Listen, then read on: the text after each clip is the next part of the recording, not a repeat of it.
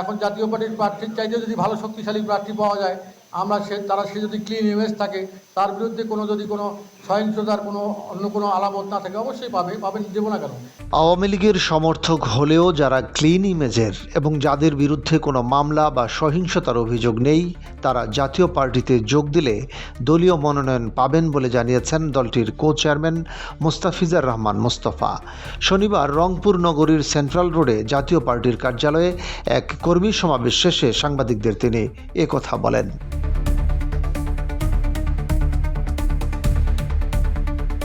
মোস্তাফিজার রহমান মোস্তফা বলেন, আওয়ামী লীগের সমর্থক, কিন্তু তার বিরুদ্ধে কোনো মামলা মোকদ্দমা নাই। সে যদি যোগ্য প্রার্থী আমরা মনে করি, আমরা দেব না কেন, অবশ্যই দেব। আমাদের ক্যান্ডিডেট ক্রাইসিসকে ওভারকাম করার জন্য আমরা অবশ্যই করব। তিনি বলেন, 300 আসনে আমরা প্রার্থী দেব।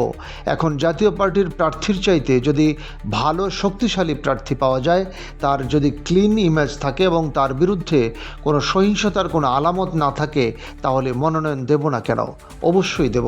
ফরিদপুর, গোপালগঞ্জ সহ অন্যান্য জেলাগুলোতে আওয়ামী লীগের নিরঙ্কুশ সমর্থন রয়েছে। সেখানে যদি ক্লিন ইমেজের লোক জাতীয় পার্টিতে যোগদান করেন, তাহলে তাদেরকে আমরা অবশ্যই মনোনয়ন দেব। যেমন ধরেন আপনারা ফরিদপুর, গোপালগঞ্জ, অন্যান্য জেলাগুলো আছে যেখানে নিরঙ্কুশ তাদের আওয়ামী লীগের যেখানে সমর্থন আছে, আপনারা জানেন, সেখানে যদি জাতীয় পার্টিকে যোগদান করে কেউ সে যদি ক্লিন ইমেজের লোক যদি জাতীয় পার্টিতে যোগদান করে, তাহলে তাকে আমরা মনোনয়ন দেবো না কেন, অবশ্যই দেবো।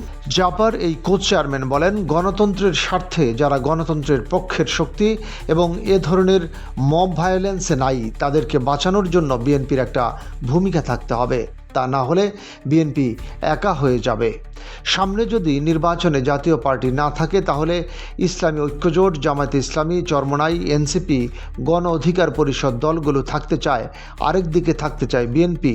এখন তারা যদি বলে পিআর পদ্ধতি ছাড়া নির্বাচনে যাব না, তখন তারা যদি সরে দাঁড়ায়, তাহলে বিএনপি একা হবে। এককভাবে নির্বাচন জাতীয় ও আন্তর্জাতিকভাবে গ্রহণযোগ্য হবে না। বিএনপিকে বিপদে ফেলার জন্য স্বাধীনতা বিরোধী শক্তি কিন্তু চেষ্টা করছে। এনসিপি, গণ অধিকার পরিষদ, এই দলগুলো থাকতে চায়, আর থাকতে চায় একদিকে বিএনপি। এখন যদি তারা বলে যে পিআর পদ্ধতি ছাড়া নির্বাচনে আমরা যাব না, তখন তারা যদি সরে দাঁড়ায়, তখন তো বিএনপি একা হবে। তিনি বলেন, তারা দেখছে বিএনপি তো এগিয়ে আছে, তারা রাষ্ট্র ক্ষমতায় যাবে। যখন বিএনপিকে আঘাত করতে গেলে পিআর পদ্ধতি বাস্তবায়ন ছাড়া নির্বাচনে যাবে না জামায়াতে ইসলামী, এরকম একটা খোড়া অজুহাত খুঁজে বিএনপিকে বিপদে ফেলার জন্য চেষ্টা।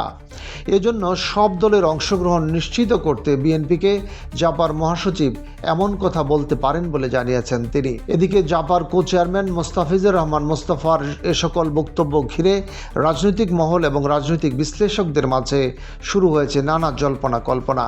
অনেকেই মন্তব্য করে বলছেন, জাতীয় পার্টির কাঁধে ভর করে আওয়ামী লীগের পুনর্বাসনের বিষয়টি কিন্তু উড়িয়ে দেওয়া যায় না।